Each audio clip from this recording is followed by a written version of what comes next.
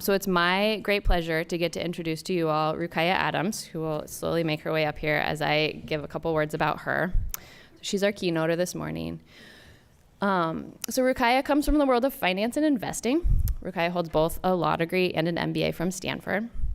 And for nearly a decade, Rukaiyah was the chief investment officer at Meyer Memorial Trust, which is one of the largest charitable trusts in the Pacific Northwest. And she was responsible for $1 billion worth of investments, and doing all that socially and environmentally responsible work is really incredible. Details if you want to talk more about that sometime. For the past year, Rukaiyah has led the 1803 Fund as the CEO, and I hope we get to also talk a little bit more about this. Sorry, I have like 3 more sentences. You have to you can stand wherever you want. I just have to say some nice things about you for a second. So the 1803 Fund is cool, and we can ask Rukaiyah all about it, but it describes itself as investing for the people, and it seeks to grow shared prosperity by aligning community and financial investments. And one of the initial investments was a $400 million contribution from Nike's Phil Knight to invest in the historic Albina neighborhood. So this is a really interesting part of the world. It's in Portland, and it's once a hub of Black commerce and community, and also right up against the Willamette River. So this is my last thing. I met Rukaiyah in 2012. In Portland, Oregon, at a campaign event, and we bonded as people who are actually from Portland. And Rukaiyah is how many generation? I'm in the 4th of 7. 4th of 7 generation Portlander. Been around. And what I saw glimpses of at that moment, and what I've come to understand as a signature superpower of Rukaiyah's, is that she's a visionary leader who understands how to leverage power and money to do really good things for the world. So, as I was saying, we're passionate. We all are passionate here in our work to support people. And so as the River Restoration Northwest Board, we asked Rukaiyah here to bring her vision and insight on the ways humans, neighborhoods, and waterways intersect, and ways we can continue to do even better. So I'm gonna let Rukaiyah, I'm gonna invite Rukaiyah up here, since we're here together now. She's gonna give a talk, and then we'll do a little bit of kind of led Q&A up here in the chairs, and then we'll open it up for everyone. So I'm really excited. Please help me to welcome Rukaiyah.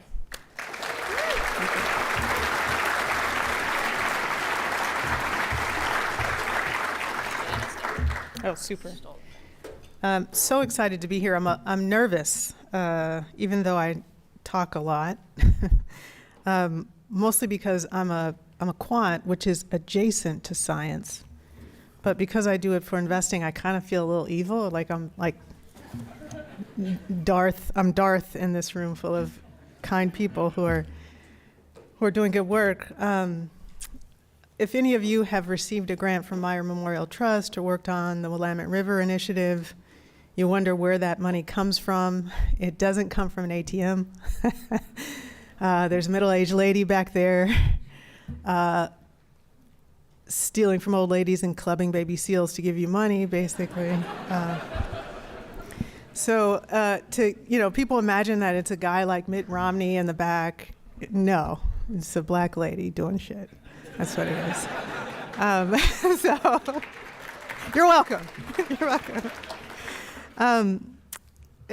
I just feel so warm inside at the work that you do in river restoration.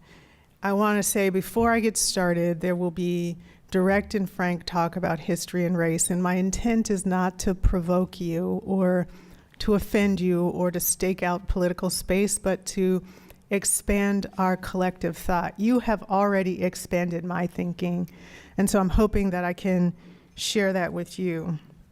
Thank you to the River Restoration team for inviting me. Thank you to the students who put my last-minute changes into the deck. I really appreciate that. Rivers have always played a really important role in my life, in the lives of the Black Portlanders, and my family's life, and that's where I'll start today. For more than 200 years, my family lived on the banks of the Red River in Louisiana. When my ancestors lived there, it wasn't that different from this. Starting in the headwaters in Texas, the river flows east through southern Oklahoma, Arkansas, and ultimately through Louisiana and drains into the Mississippi. This is the river flow. As the second largest river basin in the Great Plains, the Red River gets its name from the rich, muddy brown soil that it takes up along its 1,300-mile journey south. By the way, totally fine if you look at the screens and don't look at me. That'll actually make this a little bit easier for me. My relatives who lived on the banks were enslaved, and the river was a gift to them in many ways. It offered a place to clean themselves, to bathe. It was a way to transport themselves. It was also a source of food supplement. The fish was a much needed added calories to their diet. But the Red River was vital in another way because it was the spiritual center of the community. For Christian communities like my family's, this is where baptisms took place. These were joyful celebrations of life, bright and happy moments to welcome new members into the church. The festivities often included jubilee songs like Wade in the Water that helped to counterbalance the grim realities of their lives. The songs and the baptisms frequently invoked waterways that hearkened the way to freedom. Lyrics included coded messages about escape routes along the nearby Mississippi as well as the Tennessee and Ohio rivers. So in this way, water itself held a profound place in the hearts and minds of enslaved peoples. In particular, rivers were very important. For some, they were literal roadmaps. For others, they were symbols of hope, faith, and better times to come. The tradition continues even now. These last two images were taken in 2019. I mention hope because that's exactly why my great-grandmother, Mama Inez, moved our family from the shores of the Red River to the banks of the Willamette. We don't have a lot of early images of the Willamette River, but we know that it flowed through Portland, and what would become the modern city center would be in the floodplain of the river. To those of you who are familiar with Portland, the road that is about 40% up the left side of the image, that's Burnside, to give you a sense of the diagram. And you'll see as Burnside reaches the river somewhere on the top half of the picture, there is a slight pinch in the river there. And that pinch is important because by the time my great-grandmother, fleeing the violence of the Jim Crow South, had arrived in Portland, we'd already started a kind of violence against the river that she would build a community near. This is an aerial image of the Willamette River. I don't know the exact year, I think it was in the 1920s. But my great-grandmother, when she arrived, rented a modest apartment from a German family on the east bank of the river. She was so close to it that she'd often sit in her top floor window reading the Bible, reflecting on the water. In order to get to work every day, she kerchiefed her hair, got on a bicycle, and crossed into what would become the garment district in Portland. All in all, my great-grandmother found a lot of solace in the Willamette River after leaving the Red River. She was a part of the Great Migration, and in my view, that was less about the flight of some from the South and more like the flow of a people northward toward freedom. I've begun with this story today because we don't often talk about the spiritual connections of Black people to this place. Their relationships to waterways, as is the case for millions of people, upends a traditional narrative that we have about African Americans and conservation. The history of urbanization says, basically, my people are often ascribed to be a part of the labor force and trying to pull themselves up by their bootstraps. And to that end, they're often pitted against conservation efforts. I believe this narrative doesn't capture the whole story. My family's called Portland home for a very long time. Decade after decade, my relatives knew that the factories along the Willamette River were recklessly spewing pollutants into the river.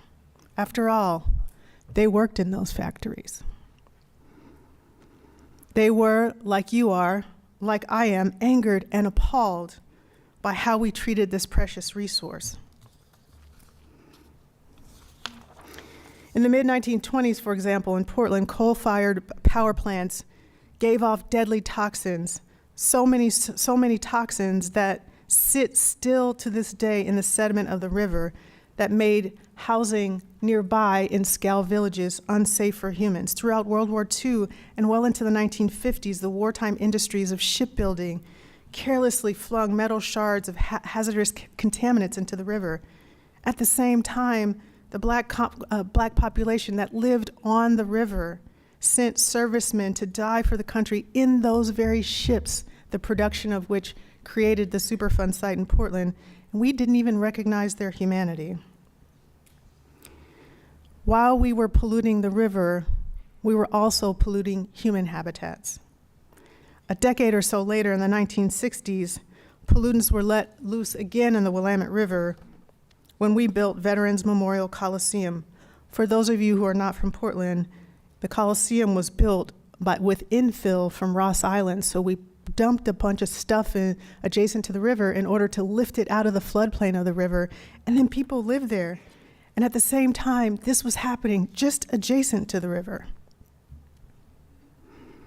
The result of years and years of industrial waste on the Willamette is a river full of poisons: arsenic, mercury, metal, tar, pesticides, DDT, PCBs. These pollutants are present in such quantities that the EPA declared Portland a Superfund site in 2000, and it still hasn't been cleaned up. And when I overlay the river's history with my family's, what's become clear to me is how we treat the river is how we treat each other.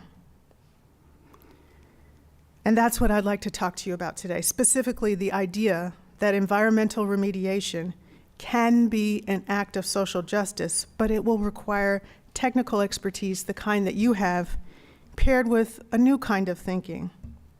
For now, let's start 50 years ago with the Clean Water Act. And I remarked that the Clean Water Act was passed 50 years ago because I was born the year after the Clean Water Act was passed, and I'm not sure I'm quite 50 years old yet, but maybe. It was 1972, and it was an eventful year. NASA launched its first Apollo 17 to the moon. The first email was whizzing around the ARPANET. And for those of you who are old enough to remember, Atari had just released its Pong video game, if any of you are gamers. I do like games. Along with these historic, developments, the Clean Water Act was put in place. Over the years, so much good has come from it, right? 35,000 grants, trillions of dollars to curb pollution. In Oregon, for example, water quality has been partially or fully restored in parts of the Tualatin River. This is an image of the healthy Tualatin. The Columbia Slough, the Tillamook River, and Bear Creek. I really care about the Columbia Slough because as a kid growing up in Portland, in some of those shipping channels in the slough, that was where African American populations recreated. That's where I'd play as a child. So the cleanup of that area of the state was profoundly important to my family. I hope there were folks in this room who worked on that because it really made a big difference. We've seen similar success stories in Washington, including improved water quality in Stearns Creek, the Chehalis River, the Lower Yakima River, and again, for urban kids who often have to go far, far to get to river resources, those cleanups have meant a lot. But last spring, I came across a troubling headline that surprised me. It said about half of U.S. waterways were too polluted for swimming, fishing, and drinking. And this report was released by the Environmental Integrity Project, a nonpartisan nonprofit started by former EPA attorneys. The EIP found that over half of 700,000 miles of rivers and streams, and 55% of lake acres, and 26% of estuary miles were too polluted for swimming and eating. And to a layman, that is alarming. You probably know that, but to me, it was like, holy smokes. I have to do more to support the work of the people in this room. It was very jarring to me. I was surprised to see that Oregon was second to worst in that assessment. It estimated something like 86% of our waterways were polluted. And that in the state of Washington, that number was 68%. I was shocked to hear that. I think we can all agree that it's disappointing and that it's alarming. They suggest that we must do more. All of us must do more to restore our waterways, particularly in urban spans that flow around Portland and Seattle, the symbols of the Pacific Northwest. The reason why this is so jarring, and it was important for me to get here, is that Great regions of the world are not inherited. They're made and remade, and we have to do some remaking. We see that need in our politics, but in reading that article, it was clear to me that I need to do more in conservation and care. Like our estuaries, creeks, bays, and ties, I hope that our society and our communities are resilient enough to bounce back from what we've done to them. I have so much respect for your work. You're trusted stewards of our natural environment.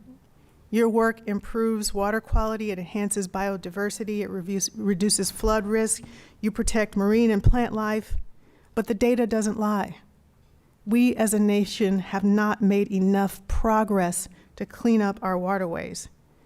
Given this importance, the importance of this task, perhaps it's time that we adjust our current paradigm in thinking about it, in thinking about river restoration and care. A new approach would be to place greater emphasis on the intersection of social and behavioral sciences with the hard scientists, to have us think about the people who are near the rivers and tributaries and creeks and inlets and arroyos in the neighborhoods that are deeply impacted by urbanization. Fortunately, we have some templates of that. The partnerships with Native people and their organizations in the Klamath River in Oregon in particular, around the Superfund site in Portland on the Willamette. Those partnerships are really important. They're a step in the right direction because they're more inclusive, but also because they shine a bright light on the complex relationships between human behavior and river restoration. And I don't think human behavior can be governed or changed by law alone. As an African American, I know quite well that a change in law will not change behavior. So we need to think about the social sciences that impact rivers more broadly. I'm told that every American, or not every, most Americans live within a mile of a river. How often do we scrutinize how human care toward each other near those rivers is an indication of how we will care for our waterways? And I want to be clear, I took undergraduate and graduate statistics too. Intellectually, I know the difference between causation and correlation. I'm not making a mathematical or algorithmic case here, but there's something in the little black girl who played in a shipping channel. There's something in there about the experience I've had, that my mother had, that my grandmother had, that my great-grandmother had in our social and political lives adjacent to rivers that were polluted, and I believe there is a connection. About 2 months ago, I was driving through downtown Portland on my way to the Steel Bridge. I think about the bridges and the rivers a lot because the work I do is in Albina, and Albina is proximate to the Willamette, and the Willamette is a Superfund site, so I'm thinking about it all the time. As I was listening to the radio, there was a story about a lawyer who helped to prosecute Nazis post-World War II, and his name was Ben Ferengi. He served as the chief prosecutor in the Nuremberg trials. He was describing his work, and when he distilled it down, he said, fundamentally, what I'm doing is a plea from humanity to the law. And I thought, holy camole, it was like, wow, that's visceral, right? And I'm going to steal that for the scientists, right? So to be clear, today I'm making a plea from humanity to science. But not only hard science, the social sciences, because they should also do the hard work of river conservation. To be clear, hard science that you do is fundamental to progress, but this work alone will not catalyze action. We already know that. So we have to pull in the sociologists, the political scientists, the economists, not just the lawyers. And as a lawyer, I can tell you, no more lawyers. It's enough. Enough of us already. And if your case to us is that we should care for rivers and fish habitats while looking past our children in human habitats, it will not be compelling. For we know it is with the same conscience that some turn a blind eye to the children suffering in Flint, Michigan without water, or parched children in border cages, or children on reservations without clean water, it is with the same conscience that they turn a blind eye to dead fish in toxic river habitats, or disclaim the chemicals spreading into watersheds. I'm not making a political case, nor do I believe that this work belongs to either of the big parties in this country. In fact, I'm making the opposite case. I'm saying that the intersection of humanism and conservation deserves more, and it deserves more thought from everyone. I began my talk talking about my grandmother and her journey from the Red River to the Willamette. And I left you with her sitting next to the Willamette, peacefully sitting by a window, gazing out, writing in her journal, or reading her Bible. That was mostly true, but she was really, really bossy, really, really bossy. I'll end my story with, I'll end my talk with a story about me 3 generations after my great-grandmother peering out at another body of water in Portland. About a month ago, I was visiting a friend who has a farm on the north bank of the Columbia River.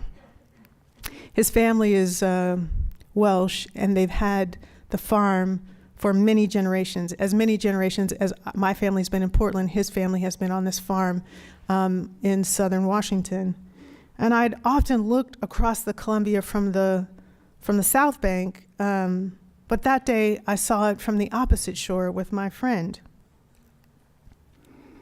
We began talking about the Vanport flood in 1948, which, for those of you who don't know, was a flood of an affordable housing project that was about 40% black. There were 40,000 residents, and it was substandard housing built for shipbuilding workers in Portland. On May 30th, 1948, the Columbia River began to rise quickly.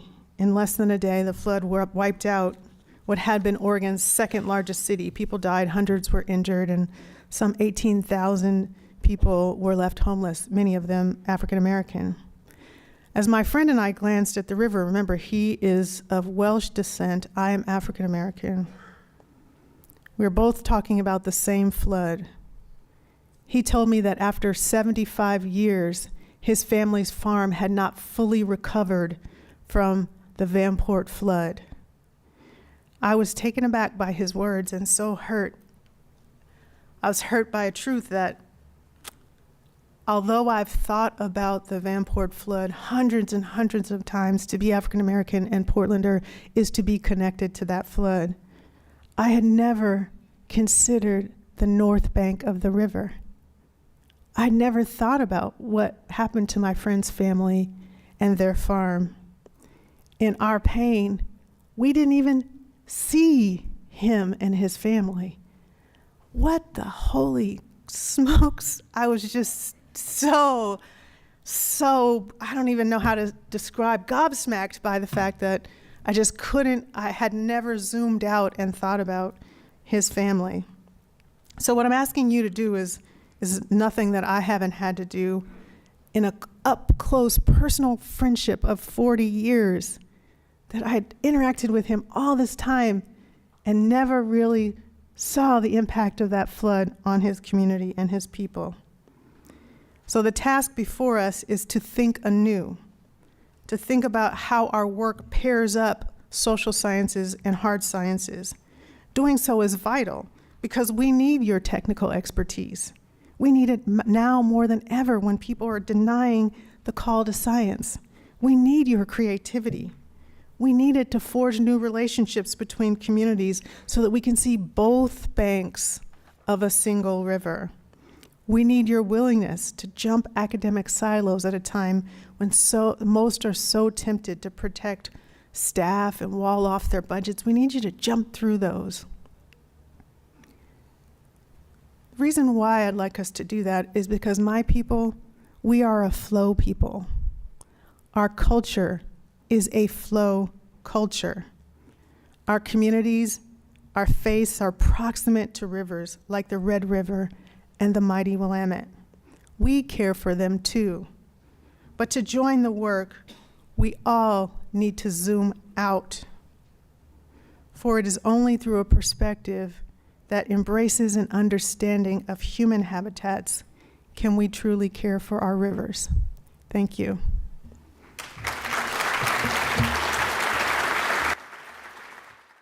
Thanks, Rukaiyah. Well, first, I think it's on. Go. is it? No, just go for it. I'm getting to an age where I need bifocals. Just reading there, I'm like, holy, come on, I can't see this writing. I need bifocals. Good morning. Hello. I hope I didn't put you guys to sleep. You're so polite. Are you guys feeling asleep? Was that great or what? Okay. Yeah. Okay. All right, so I've got a couple questions that I pre-prepared for you, but then anybody from the audience can come up. This is the first round of this today, so we'll do a few questions here at the beginning, and then there's these 2 microphones in the front, and you can just stand up there, and we'll know that a question wants to be asked, and our fearless AV will figure it all out. Does that work for you? Yeah. So thank you so much for that. Telling us the stories of your connections to rivers. I've heard you also have, you recreate on rivers in some of the big wild and scenic iconic rivers around here. Can you tell us about that? Yeah, so there in Portland, there's a group of executive women called WOW, Women on Water. We're very creative people. So we, in the summer every year, we raft one of the great rivers of the West. So we've done the big rivers of Oregon and Idaho, so the Salmon and the Snake Rivers, and so we're adventure seeker, executive, bossy ladies. That sounds pretty nice. Yes. What do you like about the rivers? Well, so much of conservation is gendered. We think of men as recreating on the river and women as sort of using the river for domestic purposes, or I don't know, like tea. I don't know what they expect, but and then there's this sort of racial overlay of black folks really liking cities and not wild spaces. But my people are country people. We were loggers and farmers, so it's native to me or natural to me. But we wanted to take on conservation and recreation directly and not have a gendered definition of our connections to the river. So we're rafting the level 4 and 5 rivers that everyone else rafts, and it takes the same technical expertise, and there's the same sort of drunken stupidity at the fire pits at night that I think. But there are odd dynamics, so it's all women. And at the time that I started, I was the only non-CEO. I guess I've joined the CEO ranks, and so it's pretty amazing to be with 25 other executive women because stuff gets done. Like nobody has to tell anybody to do anything; it just gets done, which is amazing.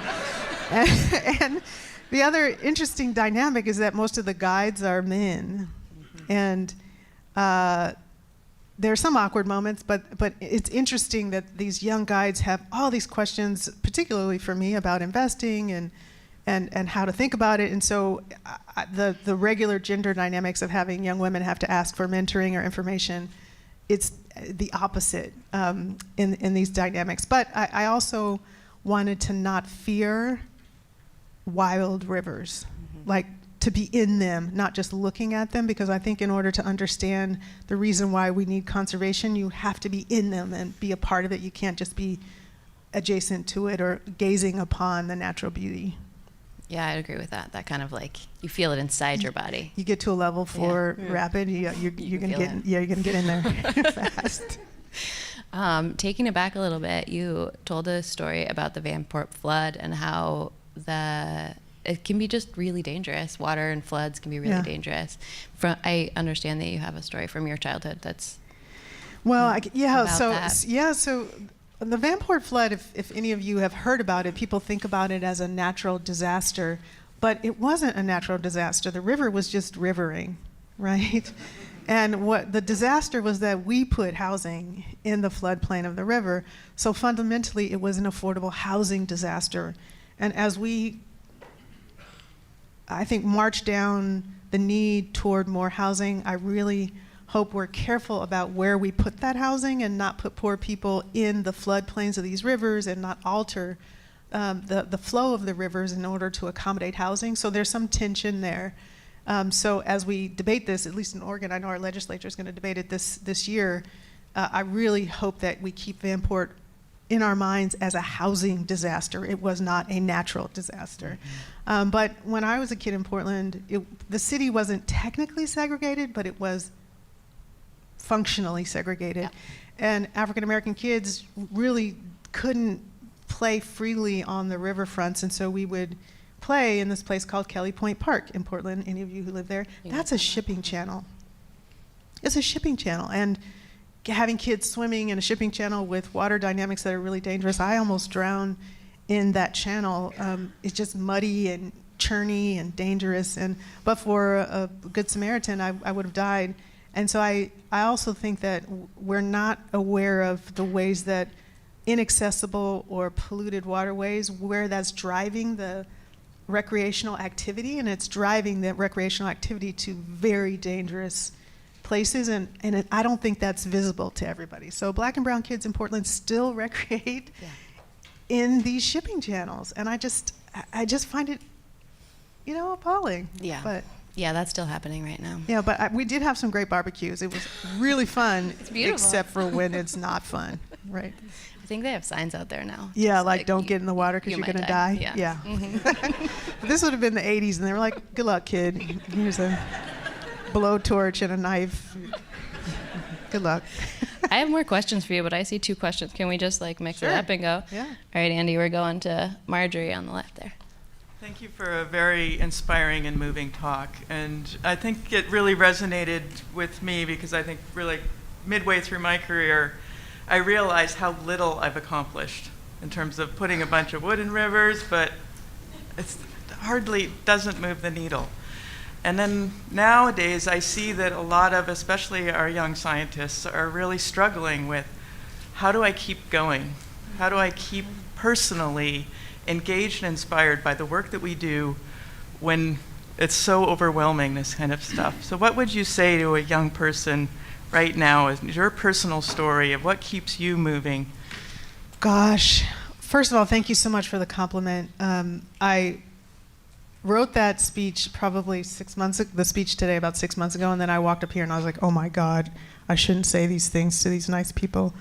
I should just go home and mind my own business. But the point of optimism is a big one. That a lot of young people are feeling this kind of existential dread because of what we know is happening with climate change. I'll tell you, being the descendant of enslaved peoples really helps with your attitude, right? Because I'm like, well, my great-grandmother survived. I guess I'll figure it out. My first thought is that I really believe that our young people will, I hate to say this, with our help, will innovate and solve in science the biggest problems facing our communities. I think we'll have scientific solutions. The question for the lawyers and social scientists and political scientists and policymakers is, will we have the political will to do the work? And so I actually think that the work of optimism isn't on the science side. I would say to the scientists and engineers, keep going, because the social scientists are sprinting to catch up with you. You all are doing the right thing. We're struggling to catch up, and we need to catch up. But I would say fundamentally, I'm an optimist. I believe we will find the solutions. And I would say to young people, vote in more optimists who are real and will listen, right? And block and tackle to make space for the solutions that you all know are already available. So I don't have a formula for it, but for me, I always go back to my great-grandmother, and then I think about her great-grandmother, and then her great-grandmother, and then her great-grandmother, and I'm like, if they made it, I can keep taking one more step forward. And that's true for all of us. I don't know you people, you're super smart. I assume you're all graduate degreed people. And think back 5 generations. Where in the world did your people come from? How did it happen that we're all in this room together? All of us are miracles. It's a miracle that people kept pushing through famines and war and natural disaster. It is unbelievable that we've made it here. And to me, it's unfathomable that this group of people on Earth will not continue that advancement, that in 5 generations they'll look back and say, wow, that generation of people, or those generations of people who were alive at the turn of the 21st century, that they figured it out or they gave it a try. We are going to give it a try. We are not going to drop the ball on humanity. That won't happen. Now, it may mean that a bunch of us have to sprint to catch up with you, but we will, right? Can you imagine what it was like 150 years ago for women? Or my people? And here we are. So I'm just I'm optimistic, and I feel like we need more optimists in the town square. Thanks, Rukaiyah. Yeah.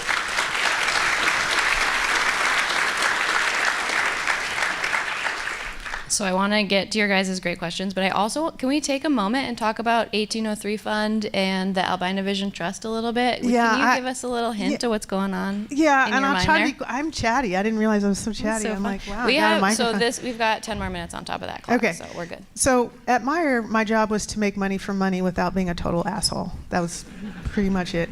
And they didn't trust me to talk to people like you, so I would just throw a bag of money over a wall, and they sent me back into my hole to do math, basically.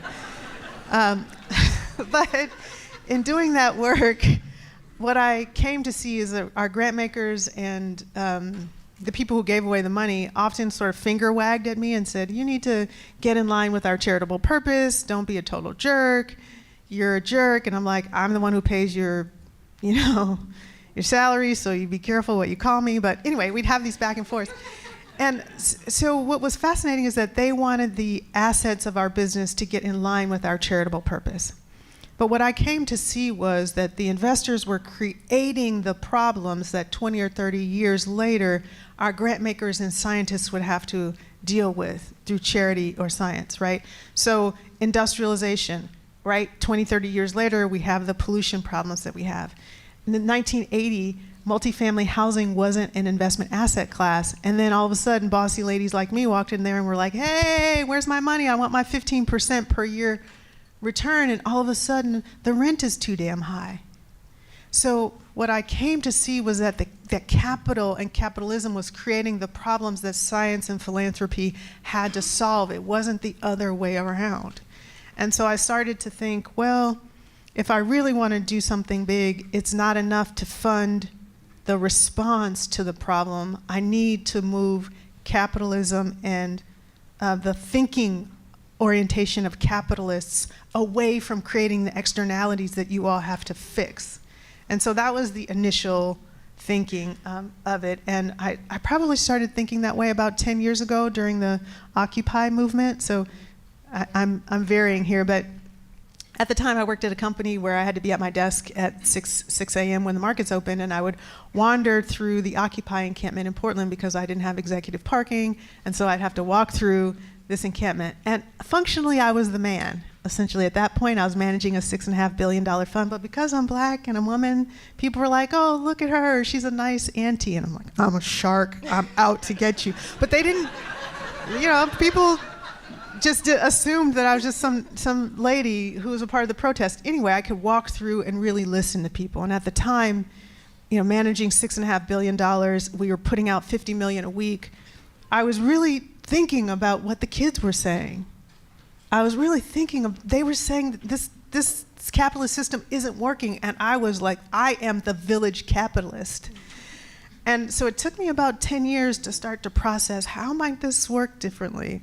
How can we hold capital that isn't extractive but generative? And that was the nucleus of it. And through iterations, we got to yes on the first 400 million. I think we'll need to raise about $1.5 billion to do the work, to get to scale. But the big idea is that there is a way that capitalism can function, that our economy can grow, but the people who hold capital have to be more thoughtful about the externalities and fully calculate the cost of what they're doing, not just the financial return to investors. So that's essentially the story. That's so great. Yeah. How do we I've been wanting to have this conversation with you for like a long time, and now we get to have it with all of our friends. So if any of our new friends here want to like keep track and figure out how all this is going with you. Yeah, so we have a temporary website, 1803fund.com, and we have a listserv on there, so please sign up for that. And I don't talk about the capitalist part of this work very much. This is the first time I've talked about it publicly. Most people see, oh, you want to redevelop a part of Portland, and they think of the built environment, or you want to help children read better. But investing in a child's capacity to read is a financial investment. GDP is a measure of the education of our population and our workforce. And so investors like me care deeply about education and education standards. We care deeply about, waterways, because we know that polluted waterways eventually depresses GDP and investment opportunity. So 1803fund.com, that's a temporary website, so feel free to sign up for our newsletter. You probably won't hear me talk publicly about capitalism. I'll just seem like a nice middle-aged lady bumbling along until we have enough data for me to punch everybody in the face, which at some point I'll do. Thanks. They like you. Ross, go ahead. Yeah, thank you. Thanks for the courage to be our keynote speaker. Caitlin didn't tell me that. No. She was like, well, cheers. come, it'll be fun. Yeah. Took a couple of years. I just snuck up on you. The mutual respect is appreciated, and we're happy to have you. Your message to us comes at a time that's pretty interesting, especially with Portland as our case study, and being part of the public sector. I think what's happening in Portland right now is a chapter of 20 to 30 years is sort of closing, and that was a visionary, this is a green city, we can go way beyond what the environmental standards call for, and we can create urban, natural space for a lot of different people that are really proud of their neighborhoods, and that's a lot of the pull for people to Portland. So it's been beautiful, and I think that chapter's closing, and what we're facing is a time where there may be a fiscal squeeze, there may be a limitation of resources, and I have been told by people who are deeply rooted in this work, who have 20 years on me and are in positions of influence, that clamoring for the next big vision is tone deaf to the competing needs for public dollars. And so Portland, again, as a case study, there's real needs from a public management space. And so I think that our collective responsibility is to be able to tell the story in a compelling way that's not like, my values are, but to hit some chord where everybody sees the value of. So I don't know if you have a response or a tip. I like that. I was waiting for the specific question. As a lawyer, I'm like, where's the question? I want to make sure I answer that. But I agree that the last 30 years is coming to a close, but I think the last 30 years has been a period of management in Portland, not a period of vision. The period of vision was much longer ago than 30 years. So I actually think the pendulum is swinging back toward visionary leadership in Portland. So I'm hoping that those visionary leaders come to the fore in the new form of government. But I think something else is happening to us as well. We're so close to what happened in 2020 that I don't know that we have the perspective yet to make sense of the transformation that's happening in us and in our democracy. What is happening is we are becoming one, and that's a destructive process, right? Our systems don't work. We don't understand each other. We don't have theaters to communicate to one another. Our leaders are not good approximations of our collective values and voice. So there's all this destruction that's happening in there. But my sense about Gen Z is that out of that messy, destructive, transformational time will come, I think, a new patriot city. I think we'll come to see what happened in Portland in the protests in 2020 and 2021 as a clear expression of American values. I think with time, it might become something equivalent to the Boston Tea Party. So we're wrestling with each other, but I think that wrestling will lead to something really important.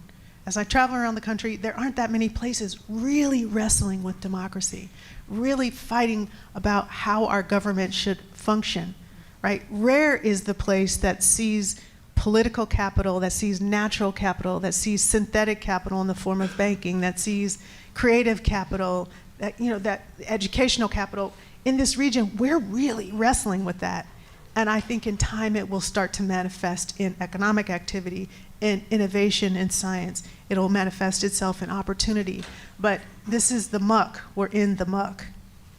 And I'm doing the best I can to keep us optimistic in that time.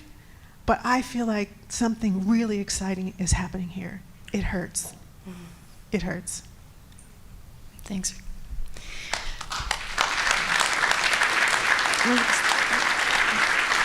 Do I have 1 minute to ask that question? I don't have 1 minute. Oh, we're Okay, at thank you. time, you guys. Well, please join me in thanking Rukaiyah for being here.